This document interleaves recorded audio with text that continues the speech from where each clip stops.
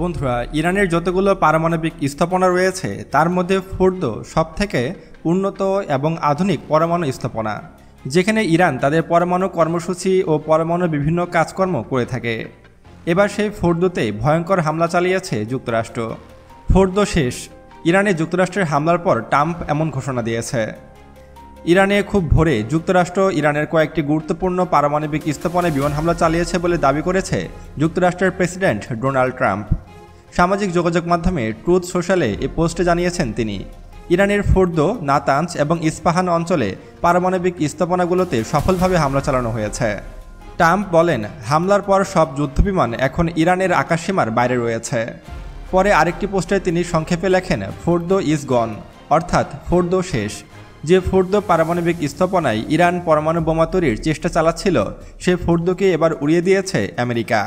যুক্তরাষ্ট্রের একটি নিরাপত্তা সূত্রকে উদ্ধৃত করে আন্তর্জাতিক সংবাদ সংস্থা রয়টার্স জানিয়েছে, এই হামলায় যুক্তরাষ্ট্রের B-2 স্টিলথ বোমারু বিমান ব্যবহার করা হয়েছে। এদিকে ইরানের রাষ্ট্রীয় টেলিভিশনের এক উপস্থাপক এই হামলাকে যুদ্ধের সূচনা বলে উল্লেখ করেন এবং বলেন, এখন মধ্যপ্রাচ্যে প্রতিটি মার্কিন নাগরিক ও সেনা সদস্য আমাদের বৈধ লক্ষ্য। এই ঘটনাকে ঘিরে মধ্যপ্রাচ্যে নতুন করে উত্তেজনা ছড়িয়ে পড়েছে। আন্তর্জাতিক মহল এ বিষয়ে ব্যাপক উদ্বেগ প্রকাশ করেছে। যুক্তরাষ্ট্রের দাবি, ফোর্দো এবং নাতানজ ইরানের অত্যন্ত সংবেদনশীল পারমাণবিক গবেষণা কেন্দ্র, যেখানে ইউরেনিয়াম সমৃদ্ধিকরণের কাজ চলে। এই স্থাপনাগুলোর ওপর হামলা ইরানের পারমাণবিক কর্মসূচিকে মারাত্মকভাবে ব্যাহত করতে পারে বলে ধারণা করা হচ্ছে।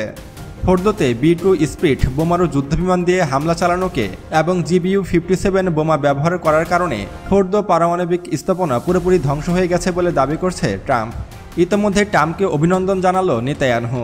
ইরানের পারমাণবিক স্থাপনায় হামলা একটি সাহসী সিদ্ধান্ত বলে জানিয়েছে নেতানিয়াহু। ইরানের সামরিক স্থাপনাগুলোতে যুক্তরাষ্ট্রের হামলার পর ইসরায়েলের প্রধানমন্ত্রী বেঞ্জামিন নেতানিয়াহু মার্কিন প্রেসিডেন্ট ডোনাল্ড ট্রাম্পকে তার ইরানের পারমাণবিক স্থাপনা লক্ষ্য করে হামলাকে সাহসী সিদ্ধান্তকে অভিনন্দন জানিয়েছে। আজকের সকালে সামাজিক যোগাযোগ মাধ্যমে প্রকাশিত একটি পূর্ব রেকর্ড করা বিবৃতিতে নেতানিয়াহু বলেন, যুক্তরাষ্ট্র এমন কিছু করেছে যা পৃথিবীর জন্য অন্য কোনো দেশ করতে পারেনি।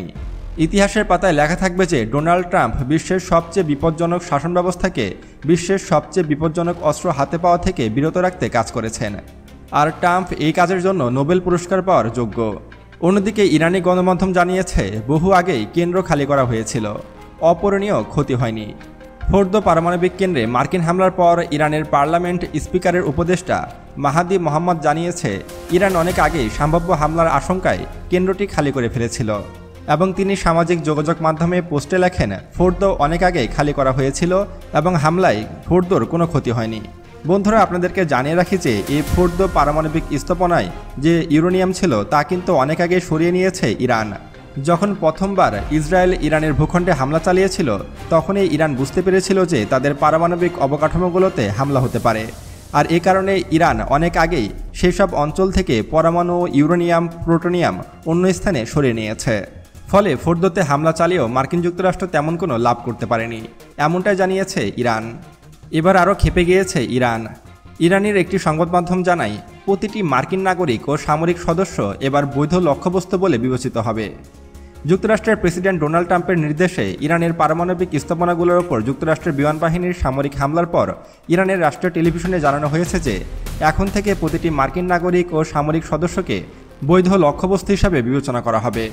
যুক্তরাষ্ট্রের প্রেসিডেন্ট ডোনাল্ড ট্রাম্পের নির্দেশে ইরানের পারমাণবিক স্থাপনাগুলোর উপরে যুক্তরাষ্ট্রের বিমান বাহিনীর সামরিক হামলার পর ইরানের রাষ্ট্রীয় টেলিভিশনে জানানো হয়েছে যে এখন থেকে প্রতিটি মার্কিন নাগরিক ও সামরিক সদস্যকে বৈধ লক্ষ্যবস্তু হিসাবে বিবেচনা করা হবে। অর্থাৎ এবার ইরান পুরোপুরি ক্ষেপে গিয়েছে। এখন ইরান প্রত্যেকটি মার্কিন নাগরিক ও মার্কিন সেনা সদস্যদেরকে লক্ষ্যবস্তু করেছে। অর্থাৎ এখন মার্কিনীদের যেখানে পাবে সেখানেই মারবে ইরান। আপনারা হয়তো জানেন যে পুরো মধ্যপ্রাচ্য জুড়ে আমেরিকার বিভিন্ন সামরিক ঘাঁটি ও সামরিক স্থাপনা রয়েছে। এবার প্রত্যেকটি সামরিক ঘাঁটি ইরানের লক্ষ্যবস্তুতে পরিণত হয়েছে। এবার ইরান যেখানে খুশি সেখানে হামলা চালাবে।